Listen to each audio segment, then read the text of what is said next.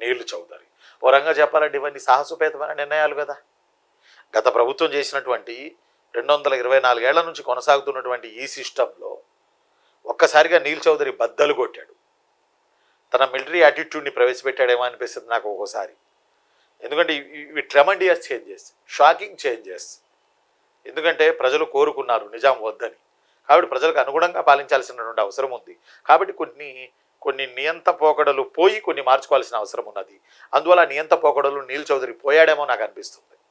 అందువల్ల ఆ నియంతృత్వం వల్ల కమ్యూనిస్టులను ఇబ్బంది పెట్టడం, రజాకారులను చంపడం, అలానే జాగీర్దారీ వ్యవస్థ రద్దు, అలానే హవేలీ భూములు, సర్ఫేఖాస్ భూములు రద్దు, 2 కోట్ల ఎకరాలు పేదలకి పంచడం, ఆ తర్వాత వచ్చి కరోడ్గిరి వ్యవస్థ, పోస్టల్ వ్యవస్థ, టెలిగ్రాఫ్ వ్యవస్థ, ఆ తర్వాత నిజాం చెందిన సొంత సైన్యం వ్యవస్థ, కరెన్సీ హాలీ సిక్కా ఇవన్నీ రద్దు చేయడం, అలానే తెలుగు భాషలోను, మరాఠీ భాషలోను, కన్నడ భాషలోను 10th క్లాస్ వరకు, మెట్రికులేషన్ వరకు చదువుకునే అవకాశాన్ని కల్పించడం, నిజాం జమానా నుంచి కొనసాగుతున్న శుక్రవారం సెలవును రద్దు చేసి సండే చేయడం, సండే సెలవుగా ప్రకటించడం, చాంద్రమాసం ప్రకారం నిజాం కాలంలో ఏర్పడిన ఫస్లీ పేరిట ఏర్పడిన 12 నెలల క్యాలెండర్ని రద్దు చేసి ఆంగ్ల క్యాలెండర్ని ప్రవేశపెట్టడం. What a tremendous changes.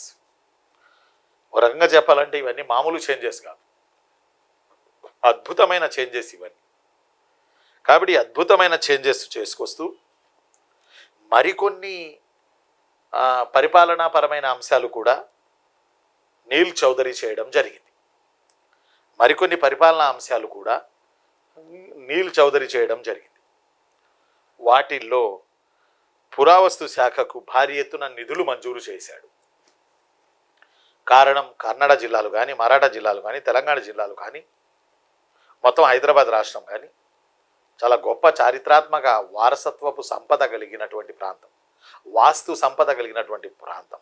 పురావస్తు ఆధారాలు ఈరోజు కూడా తెలంగాణ జిల్లాల్లో బలంగా భద్రంగా ఉన్నటువంటి ఆధారం. బాగా గుర్తుపెట్టుకోవాలి. అలాంటప్పుడు నీల్ చౌదరి హైదరాబాద్లో ఉన్న పురావస్తు శాఖకు నిధులు కొన్ని కోట్ల రూపాయలు జారీ చేసి బీదర్ కోటకు మరామతులు చేయించాడు.